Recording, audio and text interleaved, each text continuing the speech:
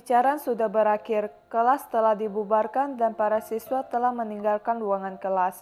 Ayanokoji segera mengambil tasnya, melangkah keluar kelas dan mulai berbaur dalam kerumunan siswa-siswa yang ada di koridor.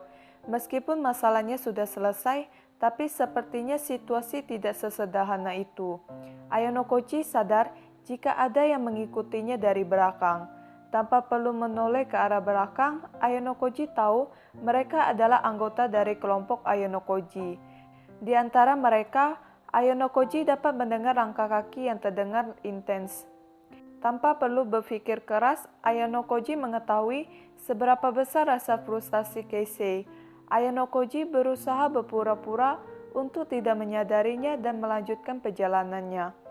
Tiba-tiba Ayanokoji memperlambat langkah kakinya ketika seseorang memanggil namanya, dan itu adalah Keisei. Saat menoleh ke belakang, Ayanokoji dapat melihat wajah kaku yang mereka bertiga tunjukkan. Tanpa Akito karena ada jadwal klub memanah. Di sini Haruka menyebutkan Ayanokoji sebagai orang yang kejam karena pergi begitu saja tanpa berkata sepatah kata pun kepada mereka. Keisei yang sebelumnya hampir melampiaskan amarahnya, sekarang sudah sedikit tenang efek dari cerita Horikita. Meskipun Keisei mengakui pernyataan Horikita, tapi Keisei masih kurang puas. Keisei kemudian bertanya apakah Ayanokoji tidak percaya kepada mereka, sehingga Ayanokoji memutuskan untuk tidak memberitahu dan bahkan menyembunyikan kemampuannya tersebut. Ayanokoji memahami jika Keisei masih marah terhadapnya, apalagi Keisei merupakan siswa berkemampuan akademik tinggi yang selalu berusaha membantu temannya yang kesulitan dalam memahami pelajaran. Terutama Keisei sudah serius mengajari Ayanokoji. Ini seolah-olah Ayanokoji telah menginjak-injak perasaan Keisei. Siapapun pasti akan merasa kesal jika orang yang dia ajari ternyata lebih hebat darinya. Ayanokoji berpikir cara termudah untuk menyelesaikan situasi saat ini adalah dengan menyalahkan Horikita. Tapi tentu saja Ayanokoji tidak bisa berbuat seperti itu terhadap Horikita, karena sudah membantunya menghadapi situasi yang krisis. Daripada menyalahkan orang lain, Ayanokoji memilih mengungkapkan pendapat pribadinya jika ia mempercayai mereka. Tapi menurut Ayanokoji, akan lebih baik bila ia tidak mengungkapkannya kepada siapapun, demi masa depan kelas ke depannya. Ayanokoji kemudian meminta maaf kepada mereka. Setelah mendengar permintaan maaf Ayanokoji, Haruka dan Airi memilih untuk diam dan membiarkan Keisei yang mengambil keputusan. Keisei berkata bahwa sejujurnya ia masih merasa marah dan seharusnya sejak awal Ayanokoji memberitahu Keisei untuk tidak perlu mengajarinya jika Ayanokoji bisa lulus ujian dengan mudah. Keisei juga meminta Ayanokoji untuk memberitahu mereka bidang apa yang Ayanokoji kuasai dan bidang apa yang tidak dikuasai Ayanokoji. Tampaknya mulai sekarang, Keisei akan terus meragukan Ayanokoji. Secara tiba-tiba, Keisei mengatakan akan keluar dari kelompok Ayanokoji. Mendengar itu, mereka semua pun terkejut. Haruka yang sejak tadi diam akhirnya angkat bicara dan bertanya apakah Keisei benar-benar serius untuk meninggalkan kelompok. Keisei berkata jika ia sudah berniat keluar dari kelompok bahkan sebelum mendengar penjelasan Horikita. Meskipun telah dibohongi oleh Ayanokoji, tapi Keisei tahu Ayanokoji bukanlah orang yang jahat, karena Ayanokoji melakukan semuanya demi kelas. Sebenarnya Keisei tidak terlalu mempermasalahkan jika Ayanokoji masih menyembunyikan kekuatannya di bidang lain. Karena Keisei berpikir Ayanokoji tidak seperti Koenji yang seringkali menghambat kelas. Jadi Keisei merasa tidak berhak untuk marah pada Ayanokoji. Keisei pun memilih menekan perasaannya demi kelompok Ayanokoji dan juga kepentingan kelas. Karena jika dibiarkan terus-menerus, maka hubungan di antara mereka hanya akan memburuk. Keisei berkata secara logika ia sudah menerimanya, namun Keisei masih butuh waktu untuk mengatur emosinya sebelum ia mengakui kemampuan Ayanokoji yang sesungguhnya. Dan Keisei juga memberikan penawaran kepada Ayanokoji bahwa ia akan tetap mengajari Ayanokoji dan berasumsi kemampuan Ayano Koji sama seperti sebelumnya. Tidak ada alasan bagi Ayano Koji untuk menolak tawaran Keisei, terutama dalam situasi di mana pertemanan mereka terancam runtuh. Ayano Koji langsung menganggukkan kepalanya dan mengucapkan terima kasih. Airi yang sejauh ini belum mengeluarkan sepatah kata pun memberanikan diri untuk berbicara. Airi menyarankan Ayano Koji dan Keisei untuk saling berjabat tangan sebagai tanda telah berbaikan. Haruka menyetujui saran Airi. Menurut Haruka, itu adalah ide yang sangat bagus. Merasa bahwa suasana suram yang tadi mengelilingi mereka perlahan mulai berangsur menghilang, Keisei langsung menggelengkan kepalanya dan berpendapat jika itu merupakan hal yang memalukan baginya. Tapi Haruka dengan cepat menyambar tangan kanan Keisei yang berusaha menolak. Secara bersamaan, Haruka berhasil meraih tangan kanan Ayano Koji dan memaksa mereka untuk berjabat tangan. Namun rencana Haruka tidak berhasil karena kedua tangan Ayano Koji dan Keisei tidak berada dalam posisi untuk melakukan jabat tangan. Pada akhirnya mereka hanya saling bersentuhan. Haruka yang kesal melihat hal itu pun mengancam bahwa ia tidak akan melepaskan tangan mereka sampai mereka berdua mau saling berjabat tangan. Menyadari bahwa menyentuh tangan Ayano Koji seperti saat ini adalah hal yang lebih memalukan, akhirnya Keisei menyerah. Setelah itu mereka berdua saling berjabat tangan sebagai tanda kalau hubungan mereka sudah membaik. Mereka juga membahas Akito yang tidak mengetahui apa yang terjadi. Tapi mereka berpikir mungkin Akito tidak akan mempermasalahkannya dan memperlakukan Ayano Koji seperti biasanya, mengingat kepribadian Akito. Mereka sempat berbincang tentang situasi sulit yang akan dihadapi Ayano Koji setelah menjadi terkenal. Tak lupa mereka sedikit menyinggung Sakayanagi yang menempati posisi kedua dalam ujian matematika. Dan secara mengejutkan, Sakayanagi juga mencetak skor yang sama dalam pelajaran yang lain, yaitu 91 poin. Ayano Koji berpikir Sakayanagi telah berkembang menjadi lawan yang lebih menyusahkan dari sebelumnya. Kemudian Haruka mengusulkan untuk berkumpul di Keaki Mall dan makan malam bersama. Tentu saja setelah kegiatan klub Akito selesai, sebagai bentuk perayaan mereka sudah berbaikan, dan tidak ada satupun dari mereka yang menolaknya. Pada malam harinya, waktu sudah menunjukkan pukul 6.30, di depan pintu masuk Keaki Mall, Ayano Koji tidak menemukan satupun temannya yang sudah datang. Wajar saja karena Ayano Koji tiba lebih awal 30 menit dari waktu yang dijanjikan. Ayano Koji merasa sebagai orang yang bertanggung jawab atas kehebohan hari ini akan lebih baik jika ia datang lebih awal dan tidak membuat mereka menunggu, khususnya hari ini. Ayano Koji tidak masalah jika harus menunggu, setidaknya ia memiliki waktu untuk mengosongkan pikirannya sejenak. Rupanya kehadiran Ayano Koji saat ini menarik perhatian banyak orang. Nilainya yang dilihat oleh siswa tahun pertama hingga siswa tahun ketiga.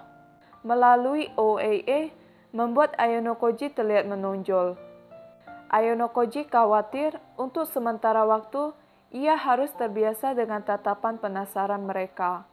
Saat ini, Ayano Koji berpikir untuk tidak melakukan apapun dan hanya berdiri di sini. Beberapa saat kemudian, ponsel miliknya bergetar, menandakan ada pesan masuk dan ternyata pesan itu dikirim oleh Airi dalam percakapan grup Ayano Koji yang memberitahukan bahwa ia baru saja meninggalkan gedung asrama dan keempat anggota lainnya termasuk Ayano Koji sudah membaca pesan tersebut. Setelah itu Ayano Koji mulai larut dalam ponselnya dan tidak terlalu memperhatikan sekitarnya hingga seseorang memanggilnya yang ternyata adalah Ichinose, dan di sampingnya berdiri teman sekelasnya Kanazaki. Ayano Koji menyadari tatapan tajam yang dilayangkan Kanazaki padanya. Kanazaki berkata bahwa seharusnya Ayano Koji tidak memiliki kemampuan untuk mendapatkan skor sempurna jika dilihat dari skor OAA milik Ayano Koji tahun lalu. Bahkan Kanizaki menganggap Ayano Koji sebagai musuh yang lebih merepotkan dari apa yang ia perkirakan. Menurut Kanezaki, ada kemungkinan buruk jika Ayanokoji masih menahan diri untuk menunjukkan kemampuannya selain kemampuan matematika dan juga kemampuan larinya yang sudah terungkap. Ichinose yang selalu memprioritaskan kedamaian mencoba menghentikan Kanezaki dengan berkata, jika Ayanokoji bukanlah musuh mereka, dan juga saat ini bukanlah waktu dan tempat yang cocok untuk memperdebatkan hal tersebut. Kanezaki yang merasa bahwa ia sudah keterlaluan, memutuskan untuk menyudahi pembicaraannya dan memilih memasuki Keaki Mall terlebih dahulu. Selepas kepergian Kanezaki, Ichinose meminta maaf kepada Ayanokoji atas sikap Kanezaki barusan. Dalam situasi sekarang, Ayanokoji dapat mengerti sikap Kanezaki yang sedikit memusuhinya. Ayanokoji menganggap hal itu wajar karena saat ini kelas B sedang menghadapi kondisi terburuk setelah kegagalan mereka mempertahankan posisi kelas dan kini telah jatuh menjadi kelas C. Di sini Ichinose menyalahkan dirinya sendiri atas kegagalan dari cara bertarung yang selama ini mereka terapkan. Ayanokoji mengingatkan Ichinose tentang perkataan yang pernah ia katakan sebelumnya, yang dimana pada volume 11.5, Ayanokoji mengatakan pada Ichinose untuk tidak meninggalkan teman-temannya dan terus melangkah maju. Ayanokoji juga menambahkan jika Ichinose harus terus mempercayai teman-teman sekelasnya, tak peduli apapun yang terjadi ke depannya. Ichinose berjanji akan melindungi mereka semua dengan sekuat tenaga. Meskipun resiko terburuknya, ia harus keluar dari sekolah. Tapi ia akan menerimanya dengan sukarela. Ayanokoji sedikit lega mendengar tekad Ichinose. Tapi ada satu hal yang membuat Ayanokoji tidak puas. Ichinose yang tidak mengerti sedikit memiringkan kepalanya. Ayanokoji berkata jika ia tidak akan membiarkan Ichinose dikeluarkan dari sekolah. Ayanokoji bermaksud untuk menyemangati Ichinose bahwa sangat perlu baginya untuk terus melangkah maju tanpa pernah berhenti. Meskipun Ayanokoji tahu jika ada kemungkinan perkataannya memiliki arti yang berbeda bagi Ichinose, tapi biarlah ia akan membereskan sisanya nanti. Ichinose menatap malu-malu ke arah Ayanokoji dan berkata bahwa ia akan tetap berada di sini. Ichinose pun mengubah topik pembicaraan menjadi nilai sempurna Ayanokoji. Ichinose mengatakan Ayanokoji adalah orang yang luar biasa karena memiliki senjata andalan yang tidak akan dimiliki orang lain. Ayanokoji juga berkata bila Ichinose sama sepertinya. Yang dimaksud Ayanokoji adalah sifat dari Ichinose itu sendiri. Kemampuan untuk melibatkan semua orang ke dalam keputusan yang ia buat. Sayangnya Ichinose kekurangan orang yang mampu memanfaatkan kemampuannya dengan maksimal. Ichinose memutuskan untuk mengakhiri pembicaraan mereka karena merasa tidak enak membiarkan Kanezaki menunggunya terlalu lama. Tidak terasa 30 menit telah berlalu, sudah waktunya bagi kelompok Ayanokoji untuk berkumpul. Saat menoleh ke belakang, Ayanokoji melihat Haruka, Akito, Keisei, dan juga Airi. Tampaknya mereka sudah berkumpul saat ia mengobrol dengan Ichinose. Di sini Haruka bertanya, apa yang Ayanokoji bicarakan dengan Ichinose? Ayanokoji berkata itu hanya tentang nilai matematikanya. Mereka semua pun mengerti, tapi ada yang aneh dari Haruka. Haruka dengan cepat mengubah raut wajahnya menjadi seperti biasanya. Beberapa hari setelah ujian usai, Ayanokoji bertemu dengan Sudo saat akan pergi ke kelas. Akhirnya mereka berjalan beriringan menuju ruang kelas. Selama dalam perjalanan, mereka sempat berbincang-bincang sebentar. Sudo menanyakan bagaimana keadaan Ayanokoji. Walau pada waktu itu, Sudo harus meninggalkan kelas terlebih dahulu tanpa sempat mendengar penjelasan Horikita, tapi Ayanokoji tahu Sudo pasti sudah mengetahui rincian tentang apa yang terjadi pada hari itu dari Ike atau Hodo. Jadi Ayanokoji hanya menjelaskan bagaimana kondisinya. Di sini Sudo baru menyadari jika Ayanokoji dan Horikita sudah dekat sejak sekolah dimulai. Ayonokoji menyangkalnya. Pada awalnya mereka ingin menjaga jarak satu sama lain, tapi Sudo tidak mempercayainya karena kelihatannya tidak begitu. Alasan Sudo menjawab seperti itu pasti karena perasaannya pada Horikita. Ayonokoji sudah mendengar dari Hirata jika Sudo membelanya saat ia tidak ada di kelas, dan Ayonokoji berterima kasih atas hal tersebut. Sudo membantahnya ia tidak berniat untuk membela Ayonokoji. Sudo hanya mengatakan fakta yang sebenarnya. Sudo juga bertanya apakah Ayonokoji juga merahasiakan kalau ia hebat dalam bertarung, dan seperti biasanya Ayonokoji pura-pura bodoh dan tak mengerti apa yang dikatakan oleh Sudo. Namun Sudo bukanlah tipe orang yang mudah dikelabuhi seperti dulu. Sebagai seseorang yang telah merasakan sendiri kekuatan Hosen secara langsung, Sudo tahu persis kekuatan Hosen itu tidak biasa. Hosen juga lebih cepat dari siapapun yang pernah Sudo lawan. Dan untuk pertama kalinya, Sudo merasakan ketakutan ketika bertarung. Bahkan Sudo menyebut Hosen adalah monster. Tapi Ayonokoji dengan mudah menghentikan pergerakan Hosen. Kemudian Sudo menyentuh lengan atas Ayonokoji, menekannya beberapa kali untuk mengonfirmasi seberapa kekar otot yang dimiliki Ayonokoji.